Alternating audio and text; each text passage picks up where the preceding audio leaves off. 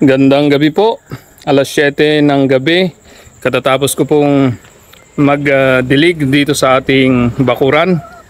At hali po kayo at atin pong tinitingnan ang akin pong katatapos diligan. Pagkagaling ko sa barangay hall po kanina ay nagpakain ako ng manok, pato, at ngayon po nandito na po tayo. Tapos na po akong magdilig. Alas 7 ng gabi. Bakit ba tayo nagpapakasipag mag-garden? Ngayon po sa kasalukuyan ng ating kalagayan, financially ay nakakatulong na po ang atin pong garden dahil araw-araw na po tayong may nabibenta. I can say that the average is 100 pesos a day. So ibig sabihin po sa isang buwan ay kaya na nating makaipon ng 3,000 piso sa atin pong garden na ito. At ang aking target na next ay 5,000 weekly mula sa 100 pesos a day. So ibig sabihin yung 700 pesos weekly ay gagawin nating 5,000 weekly. So paano natin aabutin yon? Yun ang ating pag-uusapan ngayong gabing ito. Ang 5,000 weekly ay kayang-kaya nating abutin dito sa ating bakuran galing sa ating mga gulay at prutas at sa pamamagitan ng diskarte. Kung walang diskarte, hindi natin maabot. Balikan po natin yung nangyari kaninang umaga hanggang tanghali na nakabenta po tayo ng 212 pesos galing po dito sa okra, patola, sitaw at ganun din po ang pipino. Ang pinakamalaking pinagbintahan natin ay sa patola, 4 na kilo, 160 pesos. At yung iba pa. Ngayon, so ibig sabihin sa 4 na uri ng ating gulay at prutas dito sa ating bakuran ay nagbenta tayo ng 212. May araw po na halos 300 sa isang araw ang ating napagbibintahan at may araw naman po na 50 pesos. Sabihin na natin 100 isang araw ang average. Ibig sabihin 3,000 sa isang buwan, 700 sa isang linggo. Ngayon, pag-uusapan po natin kung paano maging 5,000. Sa ganitong bilang ng ating mga halaman na hindi pa po namumunga lahat, katulad nitong mga talong, mayroon din pong papaya, at ganun din po ang kamatis. Pag ito pong lahat ay napabunga na natin, ay sa lalo't madaling panahon maaabot natin ang 2,000 isang linggo. Ibig sabihin, 8,000 a month. Tandaan na ang 1,000,000 ay nagsisimula sa peso. Kaya nga po sinimulan ko sa maliit. Nagsimula ako sa 50 pesos na kita araw-araw. Hanggang ngayon naging 100 pesos araw-araw ng average.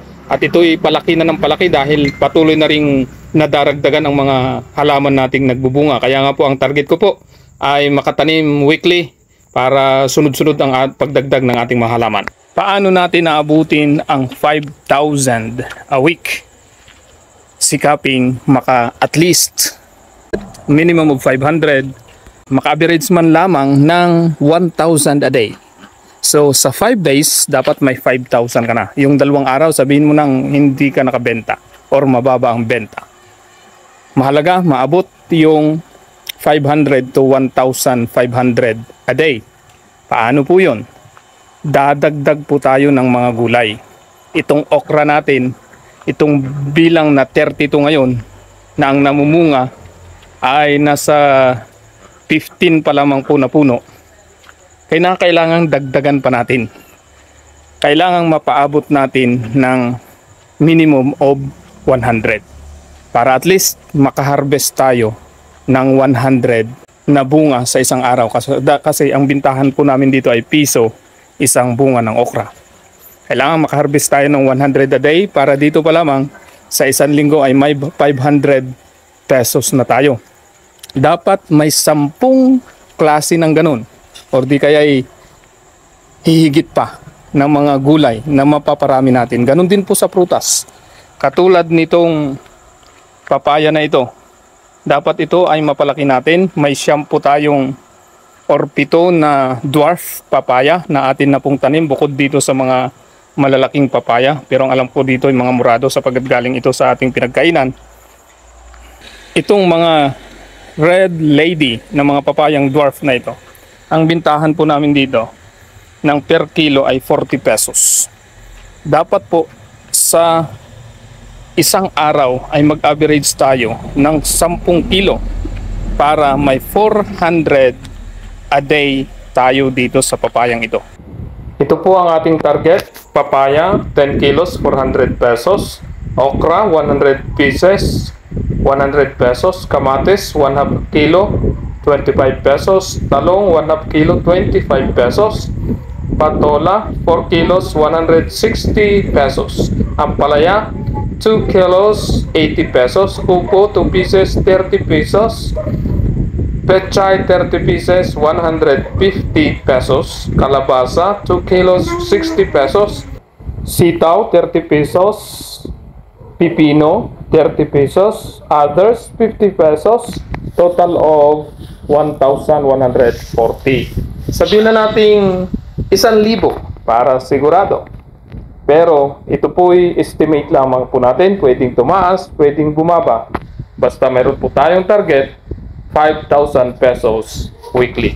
Mula sa computation na iyon, ako'y naniniwala na kaya natin itong abutin sapagkat nasimulan natin sa pakunti hanggang pataas na ng pataas at sa ilang mga araw o buwan, maabot na natin ito. Sapagkat tayo'y lalong magsisipag, lalo nating hanapin ang tamang diskarte upang ang pangarap natin na kitang iyon ay maabot. Sapagkat ako'y naniniwala, kapag inisip natin at inaksyonan natin agad ito, at tayo hindi nagpatinag, darating ang panahon, maabot natin ang ating pangarap.